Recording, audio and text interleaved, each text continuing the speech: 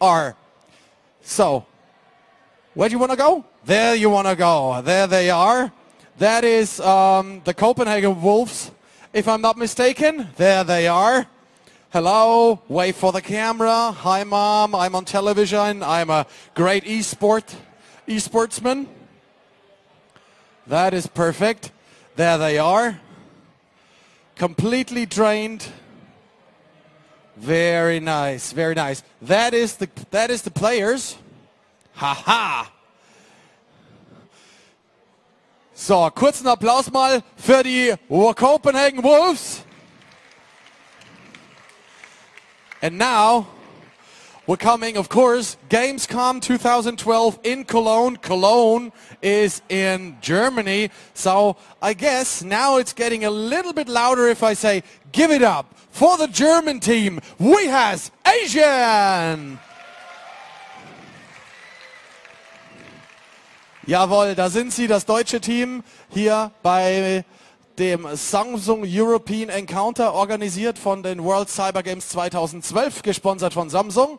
So welcome here on stage. There they are.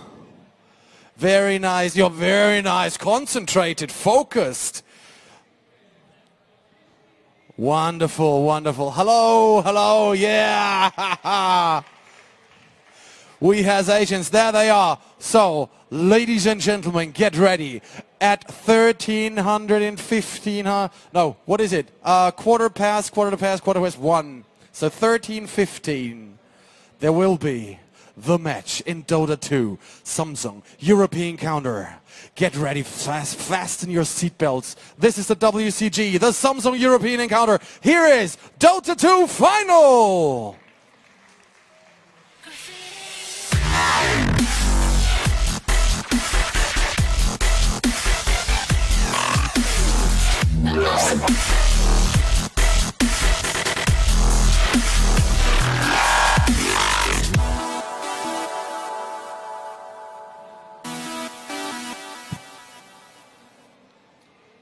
Okay, welcome everybody to the Samsung European Encounter Grand freaking Final. We has Asian up against the Copenhagen Wolves up on the main stage for a second time, this time in a best of 3. Miguel and his boys managed to beat the competition in the lower bracket and fight their way back for a second chance in the Grand Final and take it from We as Asian, who've been on fire as of late. And with me none other than fucking Matt from NCW. Because of his name I will refer to him as Mad from now on. Matt, thanks very much for doing this with me. Yeah, thanks a lot for welcoming me to this cast. Yeah, hopefully it's going to be really good games. The two teams have been playing super well in this tournament, so looking forward to what they can achieve now. Yes, same here. And the players are on the lobby. This time it's Holy Master from Join Dota doing the hosting, so we are all ready. If the players are all ready, then we should already get going to the first game. NTW has also been competing in the lower bracket and actually got beat in the lower bracket final by the Copenhagen Wolves. If they had won, then they would now be sitting on the main stage. So actually team captain Sindren was talking to them about how much actually the gameplay of the Copenhagen Wolves reminded him of their own gameplay that they basically utilized in the grand finals of DreamHack against Na'Vi. So that says something about We as Asian and their playstyle on the main stage as well. So both teams are doing very, very well, and as you pointed out earlier, I think we got a very, very good game coming up. Yeah, I didn't get to see We as Asian, like I didn't get to play against them, but they, like you said, they defeated Copenhagen Wolves already in the winner, winner bracket. So they look very strong, but I did get to play against Copenhagen Wolves, and this team is playing out of their mind right now. Like they're really looking strong. So I think this match is really going to be awesome, and yeah, we're going to have hopefully a super fight for this game. Absolutely. Well, we were already talking about the performance of Miguel and all the others in the games, especially Miguel. And who was playing that Enigma in the game against you guys? That was Nino, wasn't it? Yeah, he was playing Rubik. Yeah. He was playing a Rubik. He played a super Rubik. I don't think I've seen Rubik that good for a while, and maybe that's one of their key heroes. We're gonna see. But as we said, this is a rematch. This is a revenge for Copenhagen Wolves because they got beaten by WHA in the winners bracket. They got beaten by WHA in the winners bracket. So now they're looking forward to take those series, I guess, and take a revenge. Absolutely. Now, Holy Master is making sure that we're starting exactly on quarter past 1. So the next game I'm going to host, so I can just start whenever everybody's ready. But I guess 3 more minutes. By the way, Matt and I, we do cast quite a lot together whenever you have time next to boot camping and training, stuff like that, on my stream. So the game is starting. Amazing. Again, guys, in case you haven't been here for the past couple of days, this is the grand final, best of 3 for the Samsung European Encounter. Game 1 is now coming up. We as Asian on the stage against, again, the Copenhagen Wolves. So please, everybody, if you're excited as I am, please give a big hand to the 2 competing teams.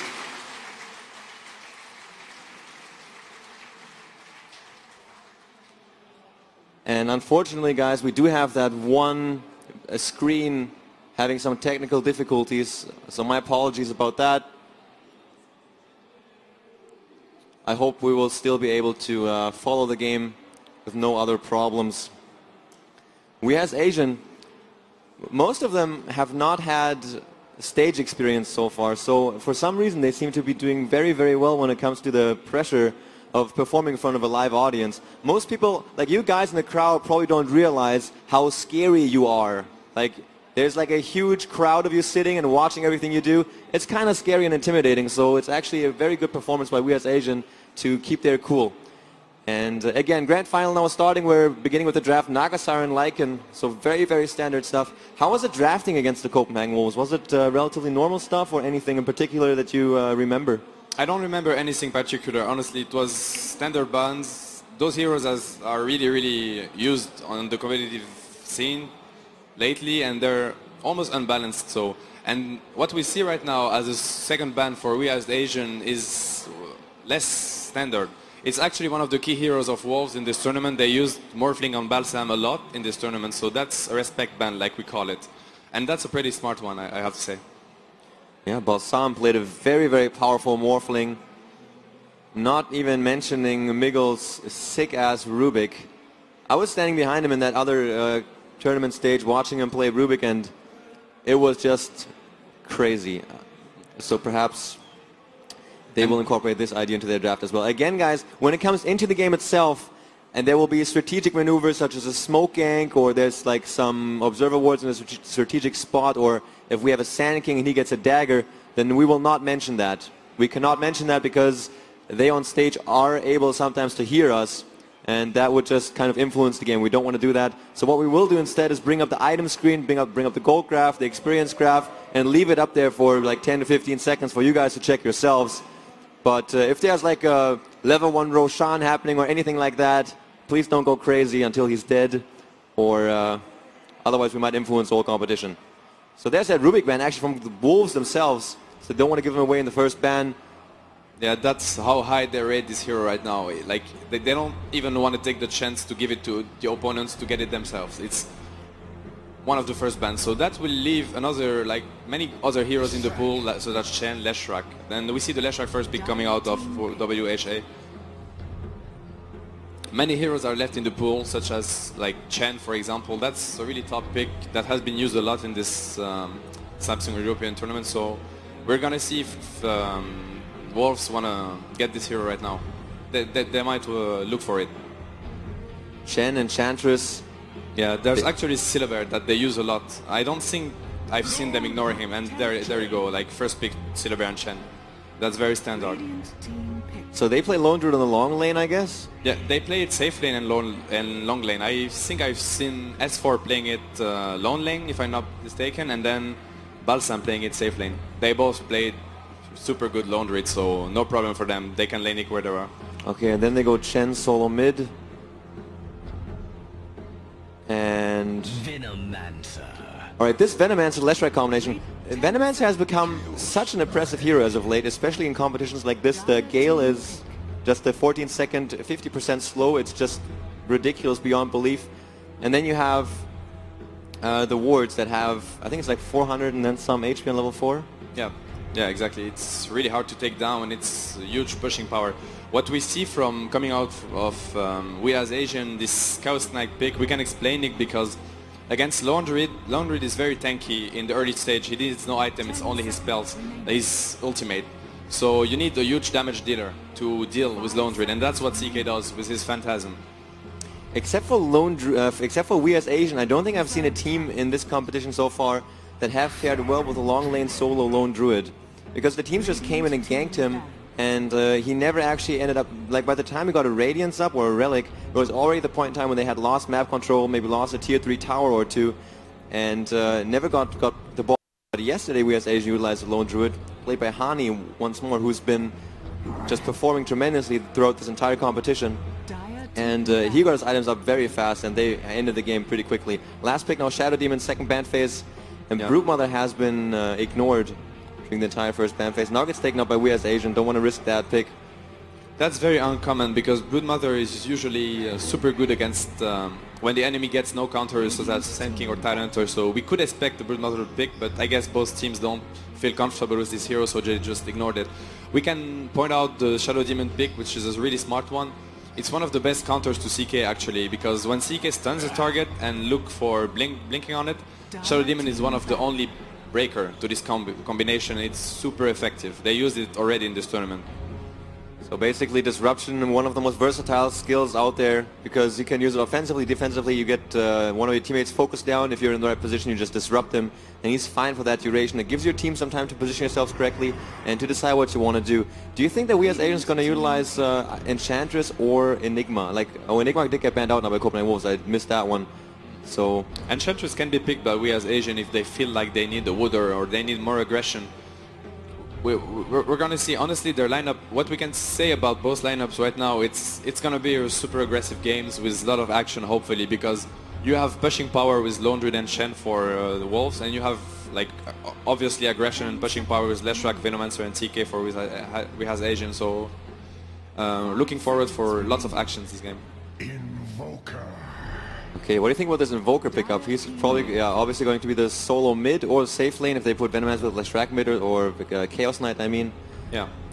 What we see, we often see Invoker with CK because of the Sunstrike. Invoker can play different builds. He can go for Quas Wex. He's more of a team fighter, and he can also go for Quas Exort, if I'm not mistaken. And then you have one ability that's global. You can cast the spell anywhere on the map. So whenever CK is going to land a stun on a target, Invoker can just cast the spell, the Sunstrike, sorry, and then it's even more damage. So that's global aggression, and that's what we as Asian is looking for at the moment. And Fatality is a really adept Invoker player when he goes for the Exort build, especially in the early laning phase. I think every time I've seen him lane Invoker solo mid going for Exort, he really abuses that bonus damage he gets. Just his farm rate is incredible. And for some reason he manages to at the same time harass the enemy hero out of the lane and keep him away to also basically overtake him when it comes to the XP. So I think we can expect some strong laning from Fatality in the middle lane. And, yeah, they definitely have strong laners. I mean, Leshrac, CK, Invoker, those laners are super scary. They can kill anywhere, like anywhere on the map anytime. So Wolves have the better team fight so far, we can say, or the safest team fight, so we're gonna see how they're gonna lane this. They have to be really careful. Alright, what do you think about this Windrunner pickup? In my mind, the Shackle Shot will have a relatively easy time, especially when Chaos Knight throws out his Phantasm. Perhaps... Yeah, like you said, this Windrunner pick might also be, like, now we can maybe think that Laundry is gonna go safe lane, and Rigona is gonna take the hard lane role. So they want to secure some farm on this Lone Druid. They're afraid that he's out of the game if they send him hard lane. Might be a too risky bet. And that Beastmaster last, I think many of us already have a strong feeling about how we as Asians are going to lane this. Again, this is not something we're going to give away before the enemy knows this, because this will make it possible for them to perhaps switch lanes in the last minute. Now the last pick, Copenhagen Wolves, before we get ourselves into this game 1 of the grand final for the Samsung European Encounter. And what do you think is it going to be? I have no idea so far. They can go for anything basically. I think they're missing a solo mid hero, but I'm not sure. That's the laning I get. Like I try to guess. They can go for anything and maybe think out of the box. So we never know, especially in the finals. But well, I guess they're lacking a solo mid right now. I see Lone Druid and Shadow Demon going safe lane with Chen in the woods and Windrunner playing off lane, but that's nothing's sure so far. We're gonna see. 5 seconds. 5 seconds. Tinker. Yeah, and that's probably the solo